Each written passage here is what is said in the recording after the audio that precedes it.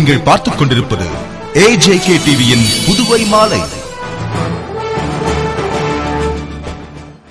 வணக்கம். புதுவை அரசு சார்பில் நடைபெற்ற மூப்பனார் நினைவு தின நிகழ்ச்சியில் முதல்வர் ரங்கசாமி கலந்து கொண்டு மலரஞ்சலி செலுத்தினார். புதுவை அரசு செய்தி மற்றும் விளம்பரத்துறை சார்பில் தமிழக காங்கிரஸ் கமிட்டி முன்னாள் தலைவர் GK மூப்பனாரின் நினைவு தினம் அனுசரிக்கப்பட்டது. இதனை முன்னிட்டு மரப்பாலம் சந்திப்பில் உள்ள அவரது திருவுருவ சிலைக்கு முதல்வர் ரங்கசாமி மாலை அணிவித்து அஞ்சலி செலுத்தினார். தொடர்ந்து சபாநாயகர் சபாபதி, துணை சபாநாயகர் TPR செல்வம், அமைச்சர்கள் ராஜவேலு, தியாகராஜன், வாரிய தலைவர்கள் சுரேஷ், பாஸ்கர் மற்றும் NR காங்கிரஸ் நிர்வாகிகள் மாலை அணிவித்து மலர் தூவி அஞ்சலி செலுத்தினர். அதேபோன்று காங்கிரஸ் சார்பில் எதிர்க்கட்சித் தலைவர் வைத்திலிங்கம், மாநில காங்கிரஸ் தலைவர் AV சுப்பிரமணியன் ஆகியோர் தலைமையில் முன்னாள் அமைச்சர் நமச்சிவாயம், நிர்வாகிகள் பாலாஜி, நீலகங்காதரன், சிவக்கொழுந்து, விநாயகமூர்த்தி உள்ளிட்டோர் மூப்பனாரின் சிலைக்கு மாலை அணிவித்து மரியாதை செலுத்தினர். மத்திய அரசு நிதியை குறைத்ததால் ரயில்வே திட்டப் பணிகள் தாமதமாகி வருவதாக புதுவை ரயில் நிலையத்தில் ஆய்வு செய்த தென்னக ரயில்வே பொது மேலாளர் ராகேஷ் மிஸ்ரா கூறினார். தென்னக ரயில்வே பொது மேலாளர் ராகேஷ் மிஸ்ரா சென்னையிலிருந்து புதுவை வந்து புதுவை ரயில் நிலையத்தை சுற்றி பார்த்து ஆய்வு செய்தார். மேலும் அங்கு செயல்படுத்தப்பட்டு வரும் அடிப்படை வசதிகள், வளர்ச்சிப் பணிகள் குறித்து அதிகாரிகளிடம் கேட்டறிந்தார் மற்றும் அதற்கான கோப்புகளையும் ஆய்வு செய்தார். இதனைத் தொடர்ந்து செய்தியாளர்களுக்கு அளித்த பேட்டியில் புதுவையிலிருந்து கன்னியாகுமரிக்கு புதிய ரயில் விடப்பட்டுள்ளதாகவும், மேலும் மங்களூர் திருச்சி ரயிலை புதுச்சேரி வரை நீட்டிக்க உள்ளதாகவும், புதுச்சேரி திருப்பதி எக்ஸ்பிரஸ் இயக்கப்படும் என்றும், இவை 1 மாதத்தில் இயக்கப்படும் என்றும் தெரிவித்தார். மேலும் புதுவையில் புதிய ரயில் நிலையம் அமைக்கும் திட்டம் தற்போது இல்லை, ஆனால் அதே நேரத்தில் கூடுதல் நடைபாதை அமைக்கப்படும் என்றும், மத்திய அரசு தென்னக ரயில்வேக்கு ஆண்டுதோறும் ஒதுக்கும் நிதியை குறைத்துக் கொண்டே வருகிறது. கடந்த 3 ஆண்டுகளுக்கு முன்பு ரயில்வே கட்டுமான பணிகளுக்கு 1150 கோடி ரூபாய் ஒதுக்கிய அரசு இந்த ஆண்டு 550 கோடி ரூபாய் மட்டுமே ஒதுக்கியுள்ளது. எனவே இரட்டை வழிப்பாதை, அகலப்பாதை, புதிய வழித்தடம் ஆகிய திட்டப்பணிகள் பொருட்களின் விலையேற்றத்தாலும் மத்திய அரசு குறிப்பிட்ட காலத்திற்குள் நிதி ஒதுக்காததாலும் காலதாமதம் ஏற்படுகிறது என்று கூறினார். முன்னதாக புதுவை ரயில் நிலைய மேலாளர் பாலகிருஷ்ணன் அவரை வரவேற்று பேசினார். ஆய்வின் போது திருச்சி கோட்ட மேலாளர் மஞ்சுளா ரங்கநாதன் மற்றும் அதிகாரிகள் உடனிருந்தனர்.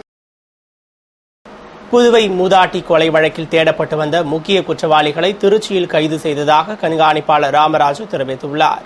இது தொடர்பாக SP ராமராஜு கூறுகையில், புதுவை காமாட்சியம்மன் கோவில் வீதியில் கடந்த 14ஆம் தேதி இந்திராணி என்ற மூதாட்டி சில மர்ம நபர்களால் கொலை செய்யப்பட்டு கிடந்தார். மேலும் அவர் அணிந்திருந்த நகைகள் திருடப்பட்டிருந்தது.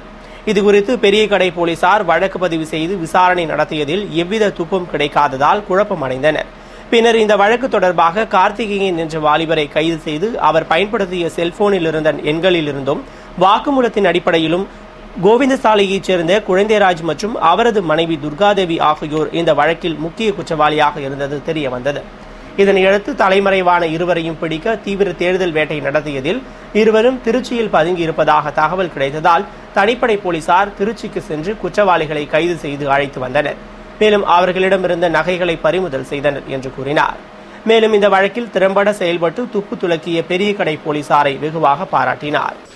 கடந்த 15/8/2013 அன்று காலையில் ஒரு 7:30 மணியில் இது மாதிரி காமாட்சி அம்மன் கோயில் தெருவில் இந்திராணி அம்மா வயசானவங்க அந்த தனியாக இருந்தவங்கள கொலை பண்ணிவிட்டு அவங்க அணிந்திருந்த நகையெல்லாம் எடுத்து போனதாக போலீஸில் புகார் சொன்னாங்க.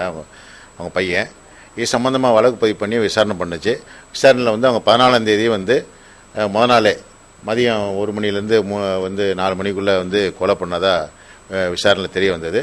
அவங்க அணிந்திருந்த நகையெல்லாம் தாலி சரடு, கம்மல், மோதிரம், வளையல் எல்லாம் காணப்போனது தெரிய வந்தது. இது சம்பந்தமாக தனிப்படை அமைச்சு அதை STF அதே மாதிரி பெரிய கடை காவல் நிலைய கிரைம் பார்ட்டி இன்ஸ்பெக்டர் அங்கப்பன் தலைமையில் SI சஜித் ஆகியோர்கள் இதில் தலைமை காவலர் ஜான் மற்றும் காவலர் சங்கர் மற்றும் இன்னும் எல்லாருமே அதில் தீவிரமாக விசாரணை பண்ணாங்க. அந்த விசாரணையில் கார்த்திகேயன் என்பவரை கோயில் சிலை சேர்ந்த ஒரு கார்த்திகேயன் என்பவரை கைது பண்ணோம். கைது பண்ணும்போது அவருடைய வாக்குமூலம்படி அவரும் அவருடைய நண்பர் வின்சென்ட், அவனுடைய மனைவி துர்காதேவி ஆகிய 3 பேர் சேர்ந்து அந்த இந்திராணி அம்மாவை கொலை பண்ணி அதை கத்தியில் குத்தி அவங்கள கொலை பண்ணிவிட்டு அவங்கள அணிந்திருந்த நகை சுமார் ஒரு 15 சவரன் அது தாலி சரடு எல்லாம் சேர்த்து ஒரு 5 சவரன் நகையை வந்து திருட்டு போய் போனதாக வாக்குமூலம் கொடுத்தாரு. அதன் அடிப்படையில் அவரிடம் இருந்து சுமார் ஒரு 5-6 சவரன் நகையை வந்து கைப்பற்றினோம். இது தலைமை குற்றவியல் நீதிபதிக்கு அனுப்பி வைக்கிறோம். அதாவது ஜுடிஷியல் கஸ்டடிக்கு, நீதிமன்ற காவலுக்காக இப்போ அனுப்ப போகிறோம். திரும்ப கஸ்டடி எடுத்து அவங்கள வந்து மற்ற நகையெல்லாம் வந்து ரிகவரி பண்ண வேண்டியிருக்கும். புதுவை பிரம்மகுமாரிகள் இயக்கம் சார்பில் நடைபெற்ற ரக்ஷா பந்தன் விழாவில் சிறப்பு விருந்தினராக அமைச்சர் ராஜவேல் கலந்து கொண்டு சிறப்புரையாற்றினார். புதுவை சாரம் கீர்த்தி மஹாலில் பிரம்மகுமாரிகள் இயக்கம் சார்பில் சகோதரத்துவத்தை வலியுறுத்தி ரக்ஷா பந்தன் விழா சிறப்பாக கொண்டாடப்பட்டது. பிரம்மகுமாரி கவிதா வரவேற்று பேசிய விழாவில் சிறப்பு விருந்தினராக அமைச்சர் ராஜவேலு கலந்து கொண்டு சிறப்புரையாற்றினார். தொடர்ந்து பால்ராஜ்குமார், சுகாதாரத்துறை அதிகாரி ரகுநாதன் ஆகியோர் வாழ்த்தி பேசிட பிரம்மகுமாரிகள் இயக்க தமிழ்நாடு, தென்கேரளா மற்றும் புதுவை மண்டல சேவை ஒருங்கிணைப்பாளர் பிரம்மகுமாரி மீனா ரக்ஷாபந்தன் பற்றி விளக்கி கூறி அமைச்சர் ராஜவேலுவிற்கு ராக்கி அணிவித்து நினைவு பரிசு வழங்கினார் மற்றும் விழாவில் கலந்து கொண்ட அனைவருக்கும் மங்கள ராக்கி அணிவித்தார். நிர்வாகி சங்கரன் நிகழ்ச்சிகளை தொகுத்து வழங்கிய விழாவின் நிறைவில் வெங்கடேசன் நன்றி கூறினார். புதுவை அன்னை தெரேசா முதுநிலை மற்றும் சுகாதார ஆராய்ச்சி கல்வி நிலையத்தில் மருந்து கண்டுபிடிப்பில் வளரும் நடைமுறைகள் என்ற தலைப்பில் தேசிய கருத்தரங்கம் நடைபெற்றது.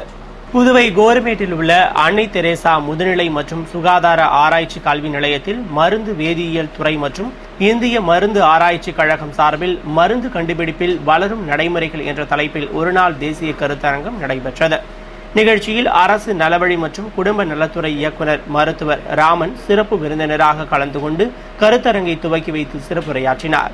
தொடர்ந்து கல்லூரி முதன்மையர் டாக்டர் முரளி, மருந்தாக்கியல் கல்லூரி முதல்வர் டாக்டர் கோபால், மருந்து வேதியியல் துறை தலைவர் பேராசிரியர் டாக்டர் கிரிஜா ஆகியோர் மருந்து கண்டுபிடிப்பில் நுண்ணுயிரியில் மருந்து நுண்கட்டமைப்பு, கிருமிகளின் எதிர்ப்பும் அதனை எதிர்கொள்ளும் புதிய மருந்துகளும், மருந்துகள் செயல்பாடு, போதை மருந்துக்கு எதிர்வினை மருந்து போன்ற தலைப்புகளில் உரையாற்றினர். கருத்தரங்கில் நாட்டின் பல்வேறு பகுதிகளில் இருந்து 450க்கும் மேற்பட்ட அறிஞர்கள், பல்கலைக்கழகங்கள், மருத்துவ அறிவியல் கல்லூரிகள், மத்திய அரசின் ஆராய்ச்சி நிறுவனங்கள், மருந்து தயாரிப்பு நிறுவனங்களின் வல்லுநர்கள், ஆராய்ச்சியாளர்கள், மாணவர்கள் ஆகியோர் பங்கேற்றனர். புதுவை காங்கிரஸ் கட்சி அலுவலகத்தில் தமிழக முன்னாள் காங்கிரஸ் தலைவர் ஜி.கே. மூப்பனார் நினைவு தினம் அனுசரிக்கப்பட்டது. புதுவை காங்கிரஸ் கட்சி அலுவலகத்தில் தமிழக முன்னாள் காங்கிரஸ் தலைவர் ஜி.கே. மூப்பனாரின் நினைவு தினம் அனுசரிக்கப்பட்டது.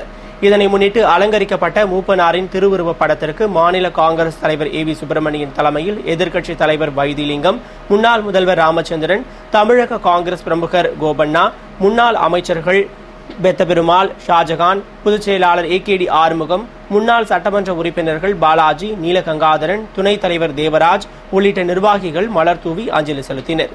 தொடர்ந்து மாநில தலைவர் ஏ.வி. சுப்பிரமணியன் பேசுகையில், காங்கிரஸ் கட்சியில் பதவிகளை மாநில தலைவர் என்ற அடிப்படையில் தான் அளிப்பதில்லை என்றும், இங்குள்ள அனைத்து தலைவர்களையும் கலந்து பேசிய பின்னரே பதவிகள் அளிக்கப்படுகிறது. அதோடு அன்னை சோனியாவின் ஒப்புதல் பெற்ற பிறகே பதவியை வழங்குகிறோம். எனவே பதவியில் இருப்பவர்களை விமர்சனம் செய்வது அன்னை சோனியா காந்தியை விமர்சனம் செய்வது போன்றதாகும். எனவே தொடர்ந்து என்னை விமர்சனம் செய்வதை நிறுத்திக் கொள்ள வேண்டும். அவரவர் பதவிக்கேற்ப கடமையை உணர்ந்து செயல்பட வேண்டும் என்று பேசினார். புதுவை சட்டசபை செயலாளர் கலால் வரித்துறை துணை ஆணையர் பதவியில் நீடிக்கக்கூடாது என்று சென்னை உயர்நீதிமன்றம் உத்தரவிட்டுள்ளது. புதுவை சட்டசபை செயலர் அன்பழகனுக்கு கடந்த 10 ஆண்டுகளுக்கு முன்பு கலால் வரித்துறையின் துணை ஆணையர் பதவி கூடுதல் பொறுப்பாக அளிக்கப்பட்டது. இந்நிலையில் ஜூலை 31ஆம் தேதி அவருக்கு 60 வயது நிறைவடைந்து விட்டதால் அவர் வகிக்கும் பதவிகளில் தொடர்ந்து நீடிக்க தடை விதிக்குமாறு புதுவையைச் சேர்ந்த ஒருவர் சென்னை உயர்நீதிமன்றத்தில் மனு தாக்கல் செய்தார்.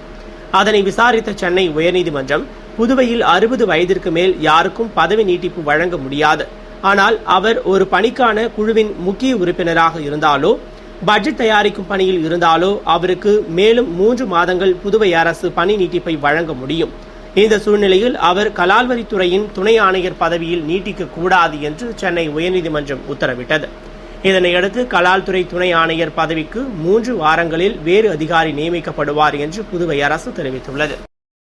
கோரிக்கைகளை நிறைவேற்றிட வலியுறுத்தி புதுவை சுகாதார ஊழியர்கள் சங்கங்களின் சம்மேளனம் சார்பில் அரசு பொது மருத்துவமனை எதிரில் தர்ணா போராட்டம் நடைபெற்றது. புதுவை சுகாதார ஊழியர்கள் நோயாளி கவனிப்பு படியை நிலுவைத் தொகையுடன் உடனே வழங்கிட வேண்டும், அனைத்து பிரிவு பதவிகளில் உள்ள காலி பணியிடங்களை நிரப்பிட வேண்டும், ஊழியர்களுக்கு பதவி உயர்வு வழங்கிட வேண்டும், ஏசிபி எம்ஏசிபியினை விடுபட்ட ஊழியர்களுக்கு உடனே வழங்கிட வேண்டும், கருணை அடிப்படையில் வாரிசுதாரர்களுக்கு வேலை வழங்கிட வேண்டும் உள்ளிட்ட கோரிக்கைகளை நிறைவேற்றிட வலியுறுத்தி கடந்த 23ஆம் தேதி முதல் தொடர் போராட்டங்கள் நடத்தி வந்த நிலையில் 30ஆம் தேதி வெள்ளிக்கிழமை அன்று இந்திரா காந்தி அரசு பொது மருத்துவமனை வெளி சிகிச்சை பிரிவு எதிரில் தர்ணா போராட்டத்தில் ஈடுபட்டனர். நிர்வாகிகள் இளங்கோ, கலைச்செல்வன், சபாபதி, பாக்கியவதி, சிவராம் உள்ளிட்டோர் வாழ்த்து பேசிய போராட்டத்தில் சுகாதார ஊழியர்கள் திரளாக பங்கேற்று கோரிக்கைகளை வலியுறுத்தி கோஷமிட்டனர். இத்துடன் செய்திகள் நிறைவடைந்தன. வணக்கம்.